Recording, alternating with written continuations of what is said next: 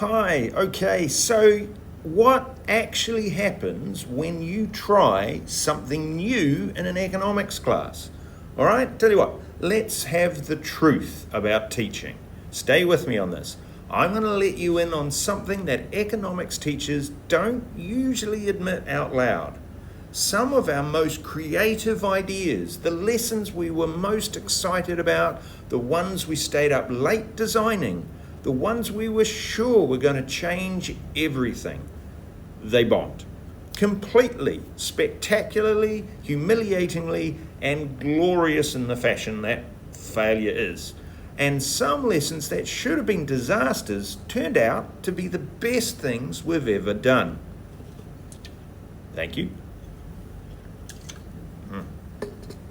Today we're going to have three stories, three anonymized teachers' stories, because that's how we roll, that perfectly illustrate what it looks like when you're trying to teach economics differently. A win, a fail, and a win so good it made me rethink how I use AI in my own teaching. So let's get into it. All right, story number one, the win. The simulation that changed everything. Let's have a look at an economics teacher. They've been teaching for a long time. This year they did something brave. They scrapped the idea of teaching comparative advantage, not the concept. They still taught that concept, but they scrapped the traditional way of teaching it with tables, worked examples, slightly contrived scenarios about England producing cloth and Portugal producing wine. Instead, they ran a live simulation. Students were split into teams running a small open economy. And then over 3 rounds, the teacher threw in a surprise event, a pandemic, a trade war, a technology disruption. There was no textbook, no right answers. The students had to reason in real time how the economy would respond. What do we trade? What do we protect? What happens to our terms of trade when everyone is hit at the same shock, by the same shock, all at the same time? Here's what happened. The economic writing that came out of that exercise, in that teacher's words, were the deepest they'd seen in 15 years of teaching. Because the students weren't reproducing a model, they were reasoning through a genuine problem using economic tools. The model was a means, not an end. The power move here, real uncertainty forces genuine economic reasoning. You cannot fake your way through a simulation. You actually have to think.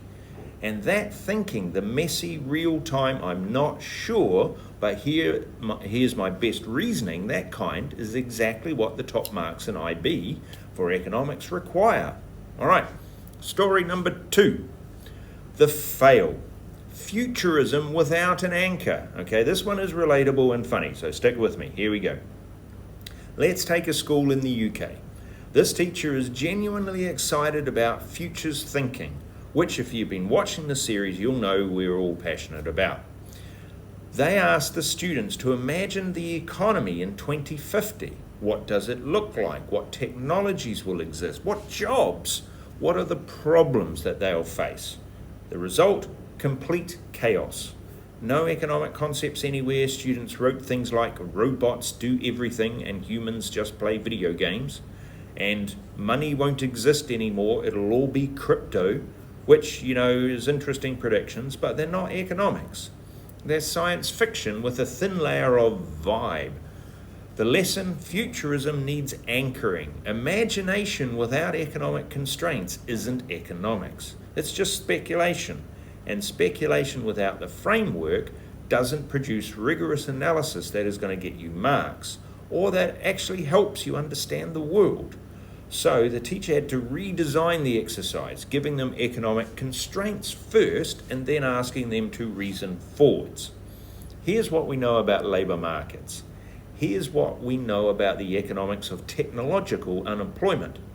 Here's what we know about how governments respond to distributional shocks. What do you think 2050 will look like now, and why? The result, the quality of thinking immediately went up. The frameworks weren't a cage limiting their creativity, they were a scaffolding process enabling predictions. The wisdom that is found here is to scaffold the uncertainty. Imagination plus economic constraints is how you do futures thinking in an economic class. Imagination without them is just the vibe, all right? And, well, vibes don't get marks. Story number 3, the win. AI as a Socratic tutor. This is good. This is one that even surprised me, all right? This is the story that changed how I think about AI in education. So there's an IB teacher in the Netherlands, all right? They were using Claude, yes, that Claude, as an essay development tool. Here's what they did. The students submitted their first draft. The teacher then prompted Claude to challenge every single assumption in the essay using economic theory, not to rewrite the essay, to challenge it, to be the world's most relentless, well-read, infinitely patient devil's advocate. So the student writes, the minimum wage will increase, it'll reduce unemployment because workers have more spending power, workers will have more spending power, boosting aggregate demand. Claude comes back with an interesting claim. What's your evidence for the direction of employment, the employment effect? How does this interact with the labour demand elasticity in a low-wage sector? What is the counterfactual? What distributional assumptions are you making about where the increased income is spent?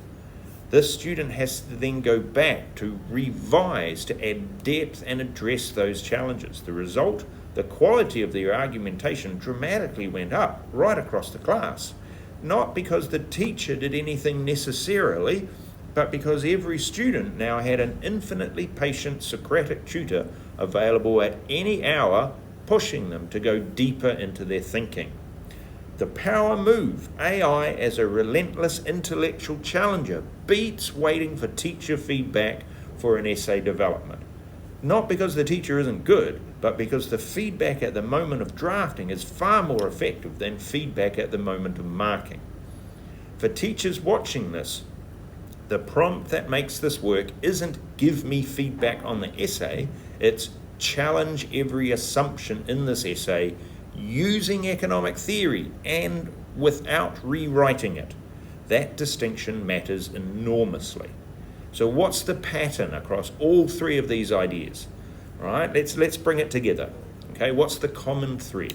In every case where the innovation worked, there was a moment of genuine cognitive effort from the students. A moment where they couldn't just reproduce something, where they had to actually think. The simulation created that moment through uncertainty. The scaffolded futures event created it through constrained imagination. The AI challenge created it through relentless questioning. And in the failure, the activity was open-ended without the structure.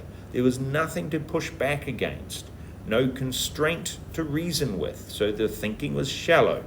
The insight, challenging pedagogy isn't about removing the structure.